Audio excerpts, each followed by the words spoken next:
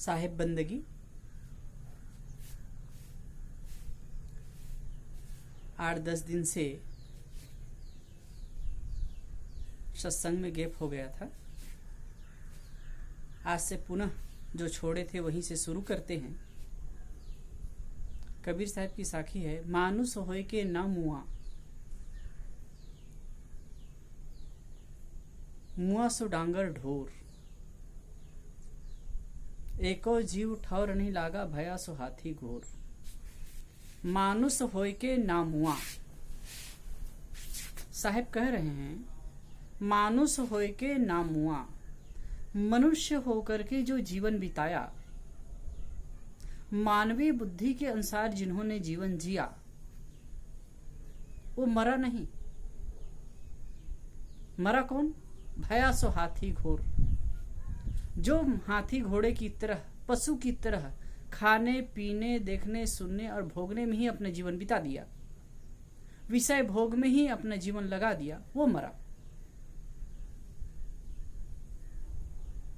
एको जीव ठौर नहीं लागा, संसार की स्थिति को देखकर साहब कहते हैं एको जीव ठौर नहीं लागा, एक भी जीव का स्थिति नहीं बनी, एक भी जीव की स्थिति नहीं बनी। मतलब अधिकतम लोग खाने पीने सोने भोगने में ही पूरा बिता दिए।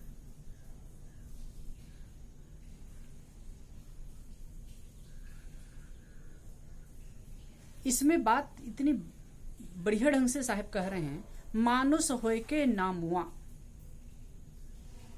मनुष्य की विशेषता साहब बता रहे हैं। मनुष्य कौन? जो मानवीय बुद्धि को धारण करता है, जिनके अंदर विवेक और विचार की शक्ति है, जो जीवन को अच्छी तरह से जीता है, वो मनुष्य है। एक छोटे से रूप में हम कहें तो अगर मानवीय जीवन के सिद्धांत को हम चर्चा करें, समझें, तो होगा जियो और जीने दो। और मनुष्य कुछ कर सके या न कर सके, इतनी सी बात को याद रखे, जियो और जीने दो। अपना खुद जिए और दूसरे के जीवन में कोई मुसीबत खड़ा ना करे, दूसरे के जीवन में कोई परेशानी उपस्थित ना करे। ये बहुत बेहतरीन बात है।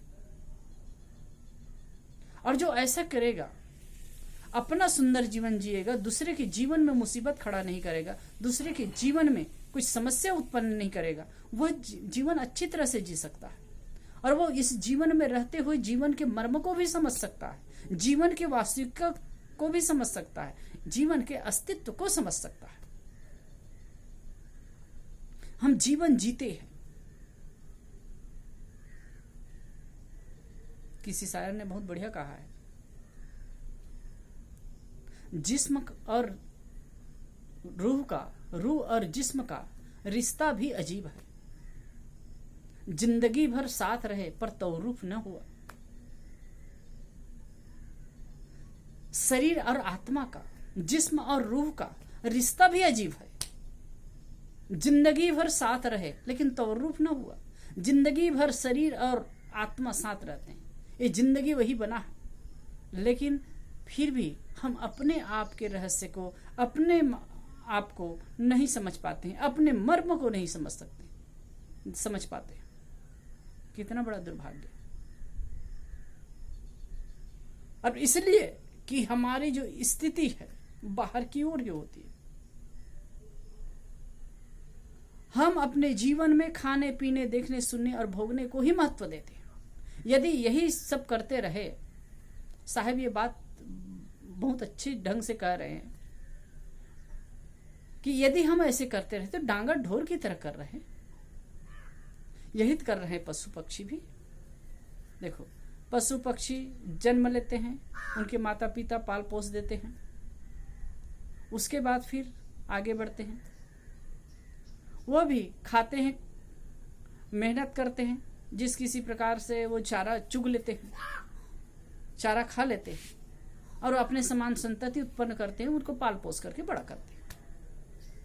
मनुष्य इसके अलावा क्या करता है? मनुष्य भी यही कर रहा है, खाता है, कमाता है, बाल बच्चे पैदा करता है, चाहे कोई अच्छा से अच्छा नौकरी व्यापार करता है, कुछ करता है, पूरा उसके ध्यान कहाँ केंद्रित होता है? वही तो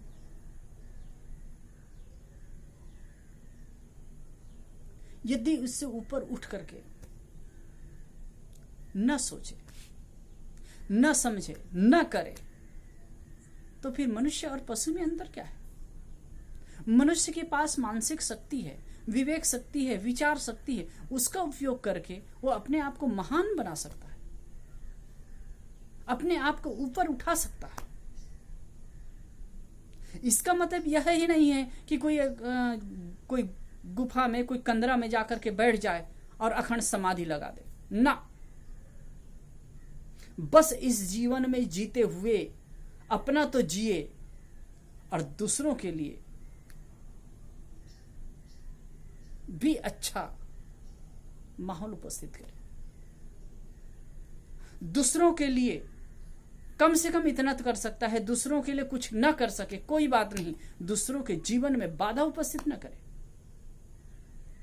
लेकिन प्रायः लोग ऐसे करते हैं।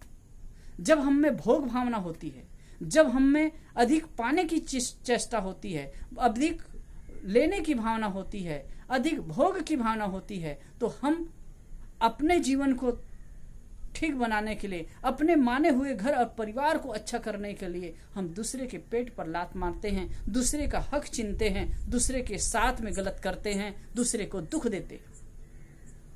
और यह जो होता है यही दुख का कारण है।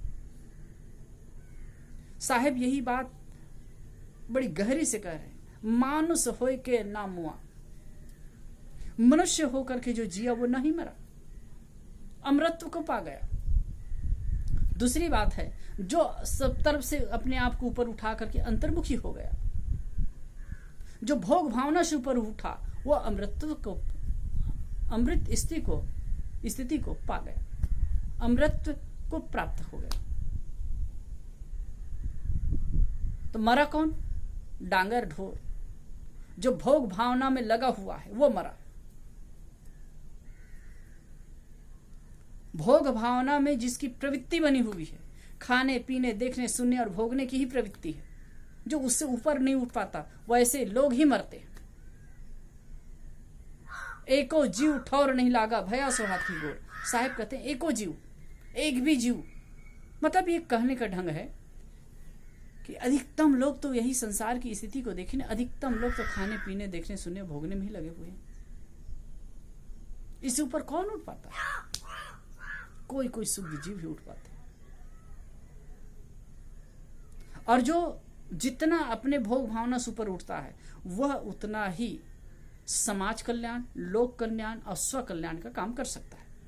इसलिए यह चाहिए कि हम अपने आप को भोग भावना से ऊपर उठाएं, हम मानव जीवन की गरिमा और महिमा को समझें, इस जीवन में अपने आप के अस्तित्व को समझने की चेष्टा करें।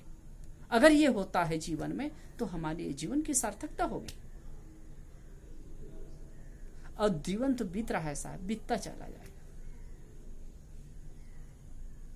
धीरे धीरे धीरे धीरे करके खिसक रहा है। सुबह होती है, शाम होती है, जिंदगी यूं ही तमाम होती है। यदि हम अच्छे तरह से जीते हैं तब भी हमारी जिंदगी बीतेगी, यदि बुरी तरह से जीते हैं तो भी हमारी जिंदगी व्यतीत हो जाएगी। समय तो बीतता जाएगा। ये हम पर निर्भर करता है कि हम कैसे जीते हैं, अपने जीवन को कैसा व्यतीत करते हैं। यहाँ नेकी बदी दो रास्ते हैं, गौर से सुन लो, चलना है जिस मार्ग पर वो रास्ता चुन लो, पर चलने के पहले सोच लो, अंजाम क्या होगा, भलाई कर भला होगा, बुराई कर बुरा होगा। इसलिए अच्छे पथ पर चलें, अपने जीवन को संयम और साधना में बिताएं, अपने लिए और दूसरों के लिए